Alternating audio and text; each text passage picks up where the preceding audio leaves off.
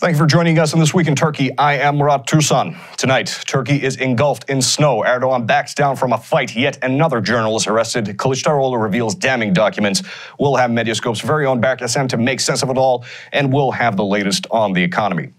Our first story tonight, a massive cold front hits Turkey, bringing with it a winter wonderland and unmitigated chaos across the nation. Highways shut down, leaving people stranded in their cars. Flights are canceled, leaving travelers stuck at the airport. But it wouldn't be Turkey if natural disasters didn't bleed into politics.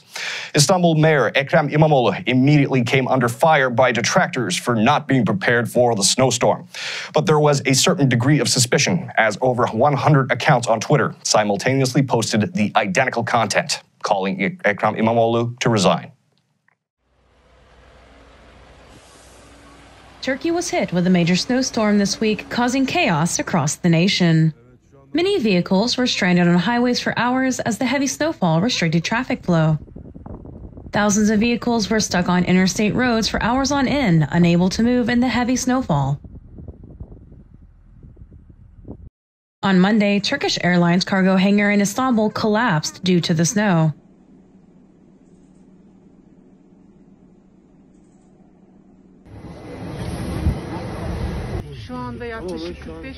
Istanbul Airport canceled all flights in and out, leaving thousands of passengers stuck overnight at the airport.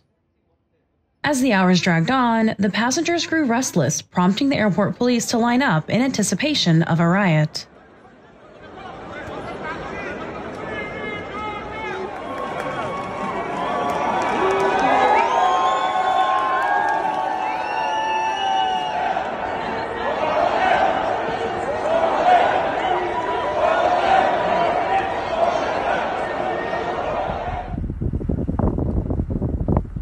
Life came to a standstill in Turkey's most populous city. Public transportation piled up to overcapacity as cars were stuck on the roads. Delivery services were temporarily suspended, and road conditions caused hundreds of accidents.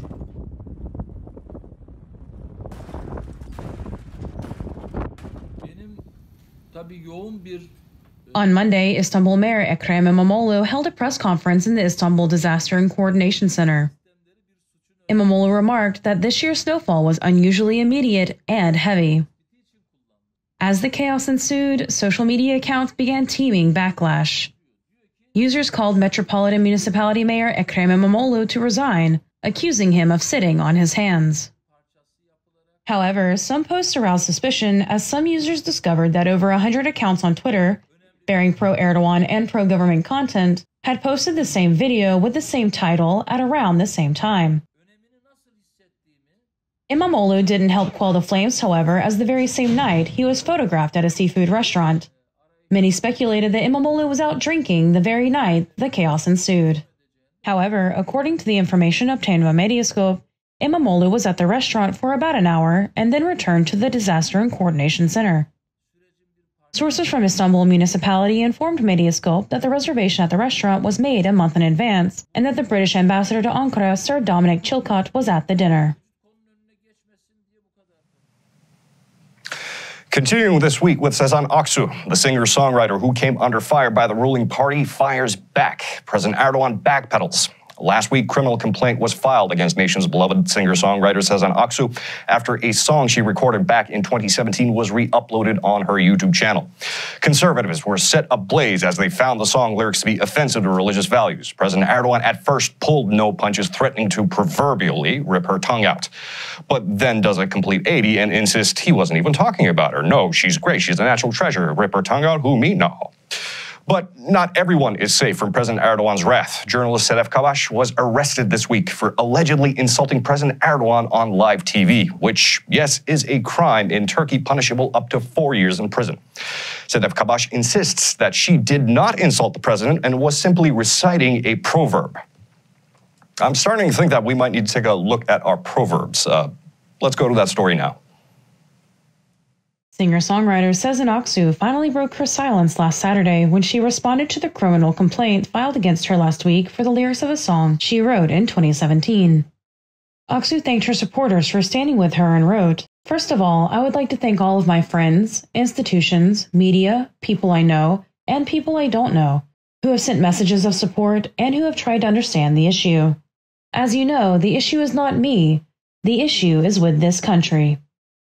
Sezen Aksu also stated that she wrote a song last Friday called Hunter in a response to the backlash to her original song. Many interpreted the song to be a response to President Erdoğan, who initially had harsh words for the singer. In a press conference on January 21st, President Erdoğan said, "No one can stick their tongues out at our prophets. It is our duty to rip those tongues out. No one can stick their tongues out at our prophet Eve. It is also our duty to rip those tongues out." This Wednesday, however, President Erdoğan had a much different tone.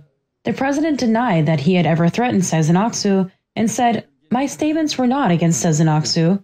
She is a great artist who has interpreted the feelings of many with her songs."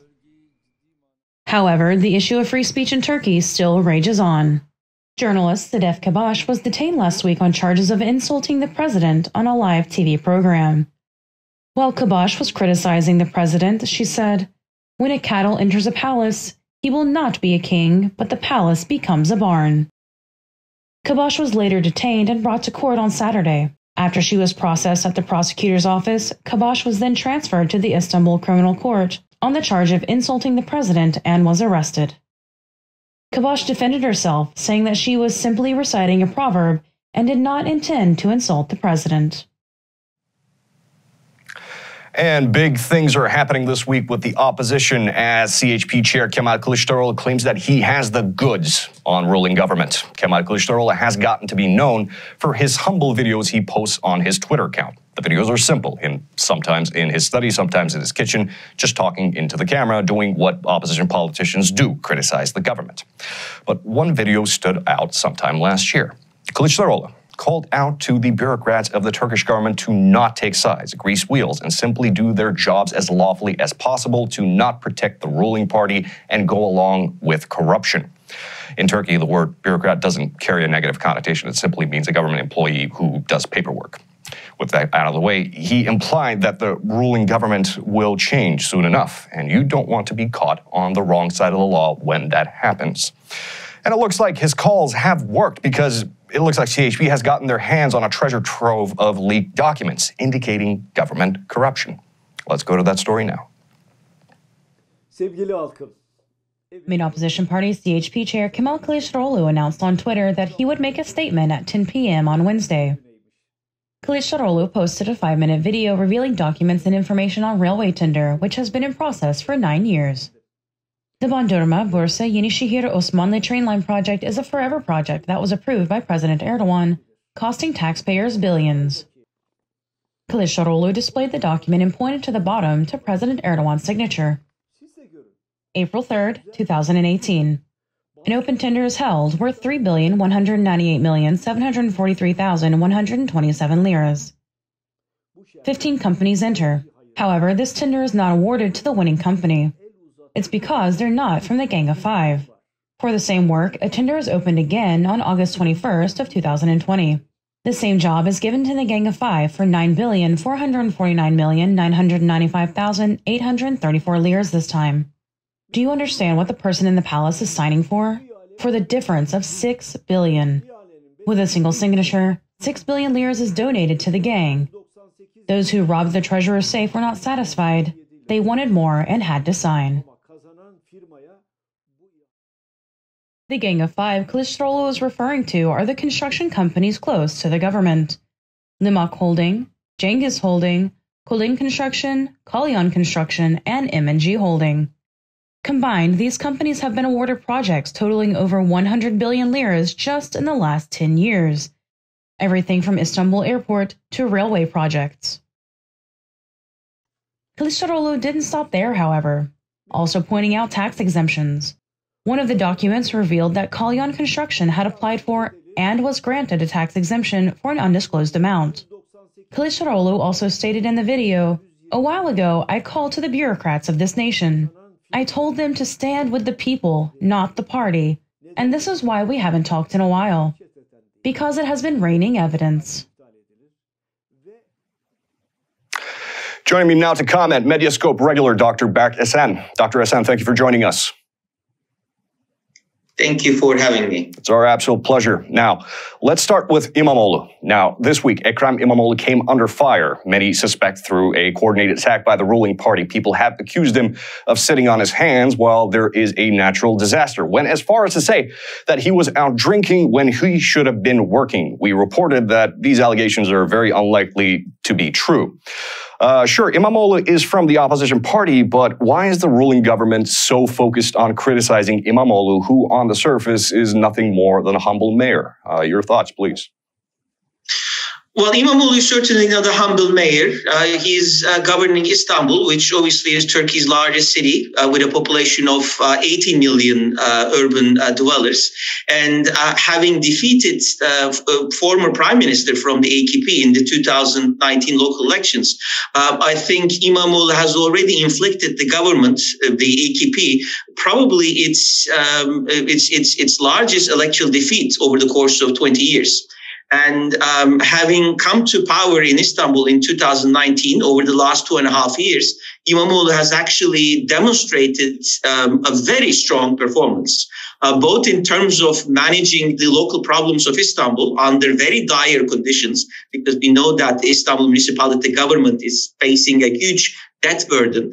And of course, in the middle of a pandemic, without really much financial support from the ruling party, in fact, having faced obstruction efforts, systematic obstruction efforts by the ruling party, İmamoğlu managed to really govern the city without really any major problems. So I think that's one reason why the regime, particularly Erdoğan and his advisors, are quite worried about İmamoğlu. I think the second reason is that in the case of Recep Tayyip Erdoğan, having come to power at the national level via the mayoralty of Istanbul, Tayyip Erdoğan already knows the importance of this position and can really figure out how a strong, charismatic, popular politician as the mayor of Istanbul can actually transform that office and use that as a springboard to jump to a higher national office. And I think that's really the main reason why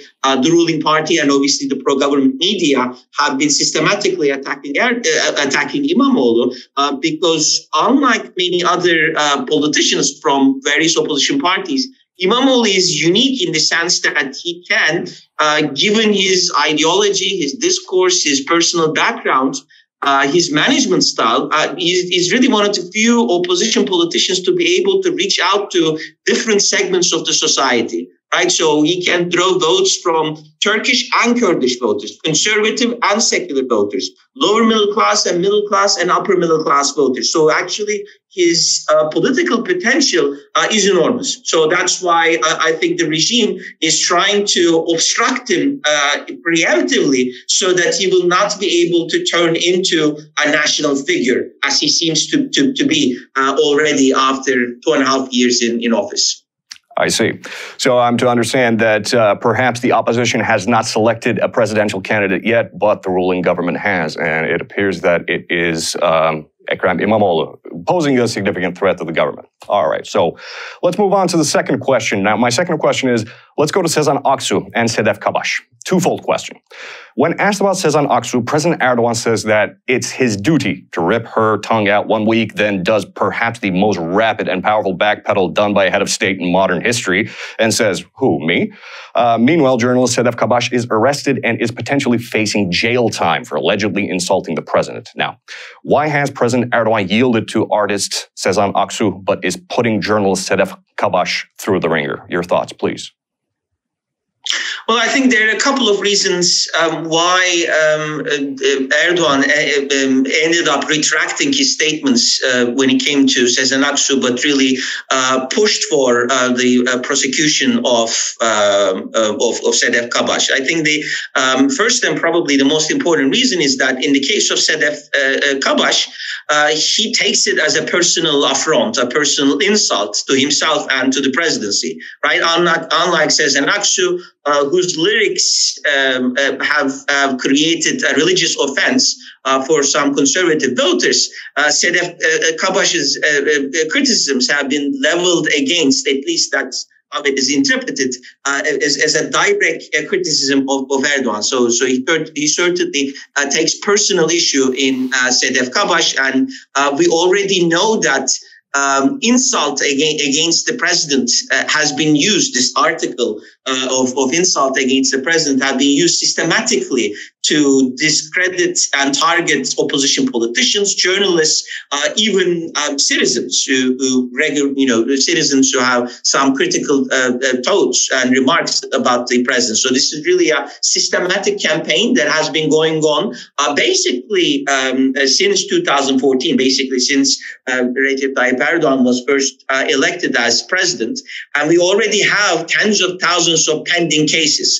So I think for Erdoğan to really retract on the issue of Sedef Kabaş would have been politically more costly. And personally, I think it was not acceptable. When it comes to Sezen Aksu, of course, the insult was not directed against Tayyip Erdoğan himself. And I think this became an issue because of attacks by online trolls. Right, so I'm not necessarily certain that Recep Tayyip Erdoğan or political figures around him were really interested in pursuing Sezen Aksu. This was really picked up by several trolls online, like in Twitter, and ended up becoming an issue. But the cutting the tongue comments that Erdoğan uttered at a mosque in Çamlıca, from what I gather, he actually his press secretary did not really want these statements to be broadcasted. So it's clear to me that already from the get-go, I don't think that Erdoğan wanted to really directly target Sezen Aksu. And of course, considering the fact that Sezen Aksu is a lot more well-known, better known than Sedef Kabaş, received enormous amount of support, not only from certain opposition, not only from pretty much all the opposition groups, but also from government circles. I think this was a politically savvy move on Erdoğan's part to not really pursue it any further. I see. And finally, main opposition party CHP chair Kemal Kılıçdaroğlu made headlines this week as he released a tender document alleging open and rampant corruption that involves President Erdoğan and construction companies close to the government, of course. Many have suspected for years that there was rampant corruption in the government, particularly when it came to infrastructure mega projects. Kılıçdaroğlu claims that he now has a ton of evidence. Really, is this going to have any effect at all? I don't think that it's going to have a huge effect on voter behavior because, as you already mentioned in your question, we've heard all sorts of corruption allegations against the ruling party, and I think this is it is quite known, not just among opposition voters, but even among AKP voters, that there is rampant corruption in the country. We've had actually more drastic cases that broke out over the recent months and years. So I don't think that what Kılıçdaroğlu announced a couple of nights ago is going to make a huge impact in changing voting behavior. I think the reason for Kılıçdaroğlu to make that statement, obviously his choice of broadcasting his speech via Twitter at 10 p.m. when Erdoğan was scheduled to talk on TV was to place himself in direct opposition against President Erdoğan, because of course the opposition does not yet have a joint candidate, but we know that Kılıçdaroğlu, as the leader of the main opposition party, wants to become a candidate, a presidential candidate against Tayyip Erdoğan, and so he is really looking for opportunities to juxtapose himself against Erdoğan and to directly criticize him, and so I think he used this as a pretext to directly attack President Erdoğan and his regime. I think the other reason is that he basically said during his short, in this short clip that he has been receiving these documents from loyal, honest bureaucrats who are there not as partisan members of this government, but they are there to respect the law and follow the rules of the country. right? So this sends a strong message, I think Kılıçdaroğlu hopes, to other civil servants that the opposition follows the stories. It will be on the lookout, and that if they ever want to defect from this regime and provide the opposition with information, that will be well accepted by the opposition party. So I think Kılıçdaroğlu's hope is that this is going to have a demonstration effect, and it's going to embolden and encourage other civil servants to follow suit. There is actually an interesting point in Kılıçdaroğlu's speech that I don't really know what to make of, because as you might have already noticed, before announcing of this corruption allegation, Kılıçdaroğlu ended up showing two other documents to the cameras, but said that he's not really going to talk about them, but he can if necessary. Now, I don't know if this was a message that he sent to the ruling party that he has other cases at his disposal and that he may use them in future, or whether this was just a figure of speech. That I don't know. But I think this is part of Kılıçdaroğlu's communication strategy that we have been observing for some time now. These direct clashes with Tayyip Erdoğan and releasing documents and criticizing the government on the basis of corruption allegations. Probably it's not going to be consequential in influencing the outcome of the election, but may become important in promoting Kılıçdaroğlu as the main face of the opposition. I see. Berk Esen, thank you for making sense of it all, and thank you for being able to join us tonight. Thanks for having me. Our absolute pleasure. And the economy's central bank revises the 2022 year-end inflation projection by twofold, and two statistical institutes are duking it out.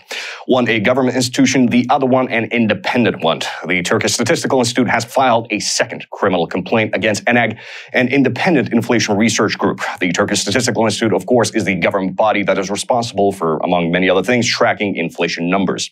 TSI had been embroiled in controversy for a little while now. The opposition accuses them of misreporting crucial numbers, and many find the inflation claims to be less than reputable.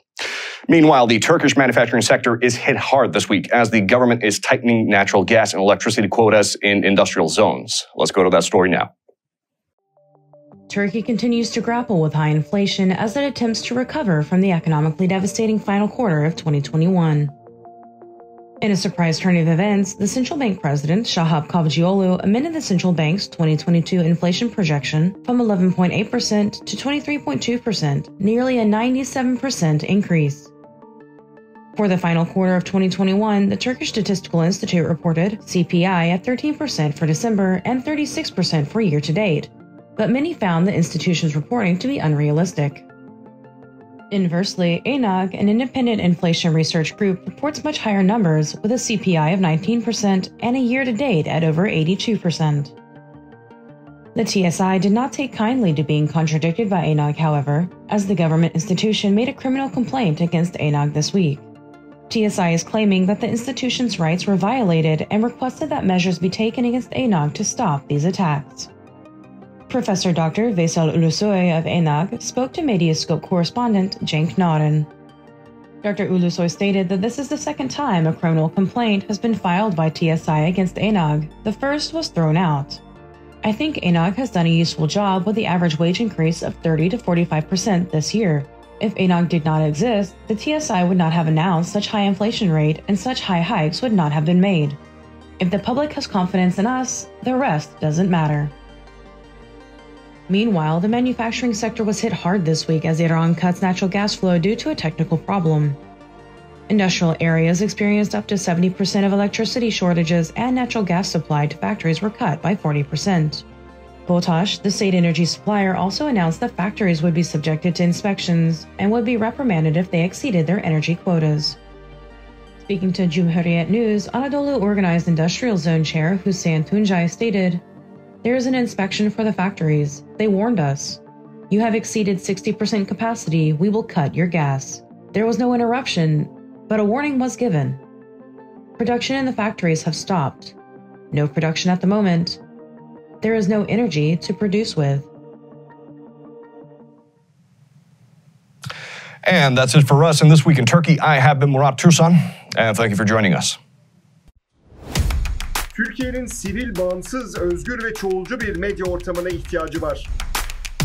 Medyascope 20 Ağustos 2015'te bu ihtiyacı karşılamak üzere yola çıktı. Ama yolumuz uzun. Bu yolculukta bize Patreon veya YouTube'un katıl butonu üzerinden katkıda bulunabilirsiniz. Destek verin, sizinle güçlenelim.